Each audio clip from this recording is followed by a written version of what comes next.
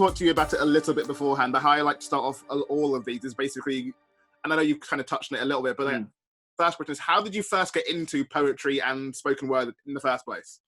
Yeah, so I always kind of enjoyed writing, and I always had a bit of a performer itch within me. As a kid, I was super confident. I'd always like host the school assemblies in primary school, like no problem. And then I think, like a lot of confident younger kids, you hit teenage years and you get very self-conscious, and that kind of confidence disappeared really. And I remember when I was about 16 or 17, I signed up to audition for the school play. And then the next day I crossed my name off the list because I was too scared. And like, it genuinely still makes me feel sad that I did that. Yeah, and then I was like, I knew I wanted to do this stuff. I knew I enjoyed like being in front of people and making them laugh and entertaining and feeling their energy and all that stuff. But I just couldn't bring myself to get over those nerves and self-doubt maybe. And then I went to university and I thought, right, this is the chance to kind of slightly reinvent yourself, say yes to things.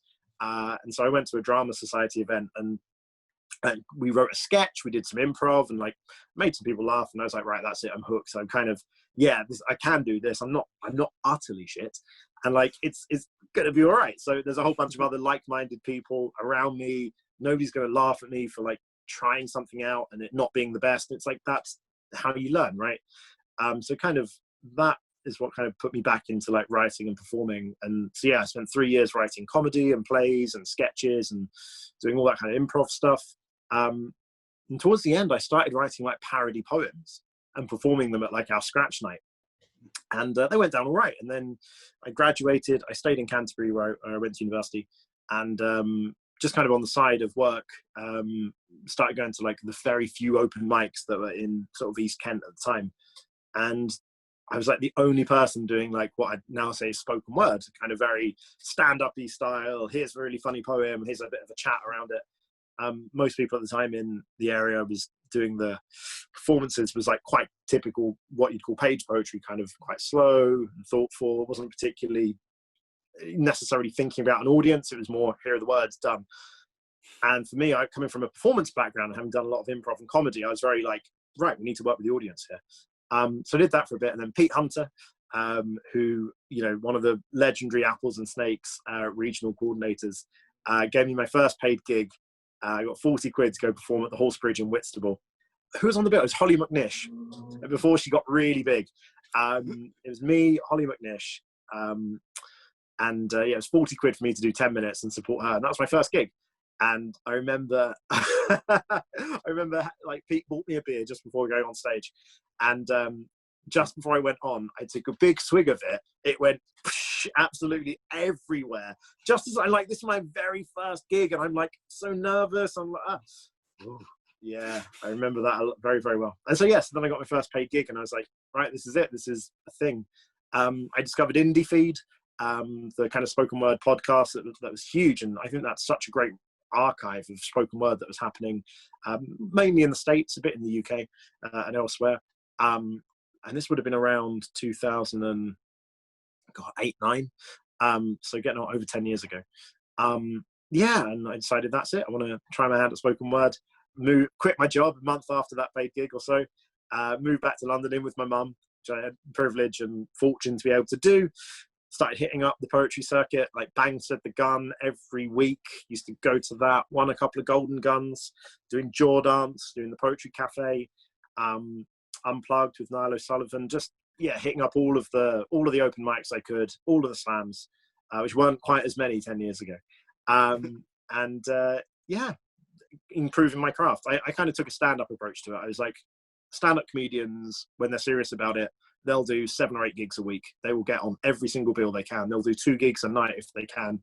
So they know they need the stage time and they need to hear where people laugh, what's rubbish about their set, what works. So I kind of took that approach to it a bit and tried to do as much as I could and really listen to the audience. And that's it. And from there, I just improved a bit. Retired very many bad pieces of poetry. And it kind of all took off from there, really. Well, then, like, seeing as it's the fun word that always comes up in all this stuff, then what even is spoken word? Oh, man. Yeah. Yeah, see, that's the thing. I'm in a weird position now. I teach this at I teach a spoken word module at Canterbury Christchurch. So yeah, I've in 10 years I've moved from like this is a new thing to me to like lecturing in it, which is yeah, and there's a growing body of sort of academic texts, which is great. But this is the first seminar I always do, and like it's a very hard one to answer. It's also a very simple one in some ways. It's sort of you go back to that oral tradition and you go, storytelling. That can be funny, that can be singing, that can be just simple stories that rhyme or not. It's a very, very broad term, and I'm very happy for it to be that broad. I think there's a difference between how academics use it, how artists use it, and how marketers use it. And largely it depends what the audience think about it. I think spoken word is, when we're talking about it as an art form, I think, yeah, it incorporates poetry, stories, stand-up, and a whole bunch of other stuff I'm probably leaving out already. Yeah, these genres fall apart very quickly. They're useful for brochures and marketers and an audience, but ultimately, I don't know. I really don't know, and I'm kind of happy not knowing what the definition of spoken word is. I love asking that because like you'll get. I've asked. I think you're my 8th interview in this, and I've had like 30-second answers, 5-minute long answers, and everything in between. It's lovely how. Yeah, like it's lovely how broad an idea it is, but then like so for you then in terms of someone who's teaching spoken word, who's been commissioned to write spoken word, to run in spoken word events, etc. When you are listening to spoken word, or even especially because obviously now because spoken word is being published as well, so when you're either listening to something or reading something, what about a poem is it for you that goes, oh, I like this is a good poem? Like what are you looking for? It's really, I find it, I don't know if it's just my brain or I think a lot of artists are probably like this. You struggle to just purely enjoy the art you make yourself, because there's somewhere in your brain that's deconstructing it, going, what works here? What would I have done? Oh, I see how they've gone into that. And it's like, I really struggle to watch poetry without that bit of my brain being switched off. Yeah, so I suppose if something can cut through that and I'm just purely going, I don't know how you made that. I have no idea how you even started writing that. That for me is like, oh, incredible. That's probably why I still like Ross Sutherland. His brain works different to most of us, and I'm like, yeah, brilliant. Something like that. When I can switch that analytical part of myself off a little more, I think something that is really startling, really strong imagery that kind of haunts you, an unexpected moment of humor in something quite dark. Yeah, that kind of, those sucker punches can be really good. I quite like, yeah, similar on the page. When I'm reading stuff that's more written for the page, there's times I'm just like, this is brilliant. I don't quite know why. It's those moments. I almost don't want to go and find out why, because I want some mystery in my own art form still. Yeah, that's what gets me with poetry. I think when somebody does the personal really well, and because I think poetry does tend to lend itself to quite a personal voice and here's my story sort of stuff. I think when you see a lot of that kind of poetry, the ones that stand out from that, I think is always impressive. Yeah, I like a good raucous poem as well. I like somebody unafraid to just be like, here is something really fun and silly, and like it's just some jokes. Brilliant. I'm a big fan of that as well, especially if it's somebody who does serious stuff as well, like mixing those things up. People who are unafraid to hit a few different tones and voices within themselves, because we all have multiple voices. We're all funny, we're all serious and poignant, we're all melodramatic at times, we're all political, we're all angry, we're all everything. And like, I think that for me is when somebody displays that range on stage, I just feel like we talk about authenticity a lot in the scene. That to me is authentic. Well, like focusing now on your analytical brain, I suppose, to some degree, how is it for you, especially as you are teaching poetry, how is it for you to balance your love of poetry with teaching it and making a career of it? Is it easy because you love it, therefore it makes it easy in that sense? Or is it something you have to actively try and balance the two and separate between I'm working now or I'm just enjoying it and off duty now kind of thing? No, what's really lovely, and I'm realizing this more and more about myself, is like, I'm never pretending anything. Like, in my personal life, on stage, writing, running a workshop, teaching at university, it's all me. Like, I might put on a slightly more professional mask, or well, mask makes it sound like a different person, but I might, just kind of go like, right, Yeah. I'll swear less here, like that. That's what I mean, sort of thing. But yeah, I'll respond to the situation, which is what I think good facilitators do anyway. But yeah, there's no sort of difference to me.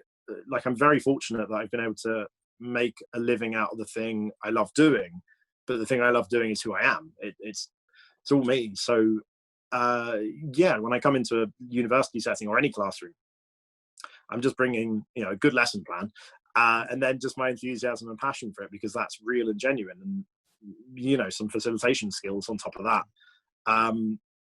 Yeah, I think I've been thinking a lot about just connecting with your authentic self a lot recently, and I think doing that in a variety of settings and understanding how to do that is really powerful. So yes, no, there's no like difference between me now and me lecturing in a university, or me in a primary school, or me on stage. They're all just me. Well, then, like, going on you and your passion for it, obviously you are doing the teaching side of it. For you, like, considering you started with the whole performing and being the one on stage, where did the passion for teaching it come? Do you get more out of the teaching it, or is it a different buzz you get out of teaching when you do performing? It's so funny. I genuinely am seeing fewer and fewer barriers between each of these things, and they all feel like the same mode of being in a way. It's all a bit of a performance, and I don't mean performance like you're putting something on, but I mean you're stepping yourself up, you're heightening certain aspects of yourself to deliver a good result for the people in the room through your own authenticity. So yeah, no, teaching to me doesn't feel particularly different to performing on stage. They feel like each a different aspect of who I am. Yeah. So no, I do I get the same. You get different results. Like, there's one thing being applauded on stage by a bunch of people who come up and go, "Oh, that was really good," or buy a book, or tweet you later on. That's really lovely. But it's not too dissimilar to students coming up and saying that was a great seminar, or I really enjoyed that exercise, or thanks for the feedback on my poem, or having a chat about their work. Like, functionally, they're not too dissimilar. You're playing to an audience. It's just slightly different contexts. So yeah, no, I don't think the buzz is too different. I think it's probably slightly lower energy in terms of what's going on in a classroom, because you don't want to be the big I'm on stage sort of thing, so that's not appropriate. But yeah, so I suppose it's a more quiet but potentially more powerful energy, because what you're doing as teaching, of course, is like hopefully transforming somebody, or at least their way of thinking about a piece of work.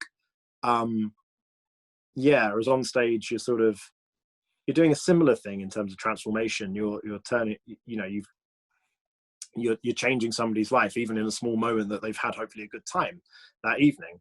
But that feels more short term, I suppose, especially if you're lecturing, where you're meeting the same students every week for a term. Yeah, they fulfill different things, but weirdly quite similar ones as well. Then, like, going into my penultimate question now, it would kind of be remiss of me not to mention this and bring this up, that the fact that obviously you end of last year, start of this year, I don't know what time happens, but you have your second book out. So can you tell us about the second book, what it's about, how it came about, etc.? Basically promo the book, plug the book. Yeah, I will promote the book. Yeah, no, my second book came out at the end of 2019. Second one from Burning Eye. Like, my first book from Burning Eye, I felt very like, how am I published? I did not feel ready for it. But then my attitude has always been, go for the thing you don't feel ready for. Let other people tell you you're not ready. Which I think, because you'll be surprised actually. Yeah, so the first one kind of came out and I was a bit scared of it. The second one came out and I was still a bit scared, but a bit less. Yeah, it's just like the poems I've written over the last 5 years, really, that I've enjoyed performing, plus a few new pieces in there. Yeah, it was a bit of a slog to put together, mostly because of personal life stuff. But it's come out. I'm really pleased with it. I think it's stronger than my first book. I love performing the poems in it. There's no real overall theme. It sort of is my usual stuff of quite meta at times. You know, it's about people and love and technology and just us, people. It's about people. It's about all of us. And it's quite a few poems from previous Edinburgh shows in there, which is quite nice to kind of collect those. It did feel like kind of drawing a line under where I was at and the stuff I'm doing now. So it did feel like moving on from the first book in a way. And there's very few poems in the first book I still perform. So it feels like my kind of working text for my sets and the poems I pick from. I'm really pleased with it. And Burning Eye, always plaudits for Burning Eye, because they're a brilliant publisher, lovely people. And they were so patient and tolerant with me as every deadline slipped by, which is very unlikely. Burning Eye are great people, and also just on a personal note as well, that I am very aware. I feel like almost on an either monthly or fortnightly basis, there was at least some kind of reference by me and my mum to Totally Cultured. There was some kind of sip going on, because it is just a very infectious collection and infectious poem. Oh, good. But now like to kind of wrap this whole interview up now, I suppose. Again, weird one to put this at the end of the interview, but I like doing it now, is for the end of the interview, and to wrap this all up, then who is Dan Simpson? Who are you? what is Dan Simpson's poetry? Pretty much. Wow. What is the Dan Simpson brand? Yeah. Elevator pitch, go now. Yeah, I mean, I have been thinking about it because I've just redeveloped my website, so that kind of thinking is actually really kind of current, I guess, at the moment. I suppose, what is Dan Simpson? God, that's weird. I have been genuinely thinking about it quite a lot, and I'm now struggling to answer a bit. I suppose, like, what I like to do is bring people into spoken word and poetry as broadly as possible, whether that's through education and like getting young people enthused about it and finding their own voices and honing a piece of work that they can be proud of, or whether that's performing on stage and letting people have a great time through words I've created, and again, maybe thinking about doing it themselves, putting on shows that people really enjoy, or even people reading a poem that I've put on Instagram or something that they just have a good moment and they're like, oh, that's an interesting thought. I think it's the power of kind of spoken word and poetry is ultimately about the power of words and communicating one person's thoughts, opinions, beliefs, passions, enthusiasm, excitement, transferring energy to somebody else. And those energies can be all sorts of things, from funny to poignant to reflective to silly, and everything.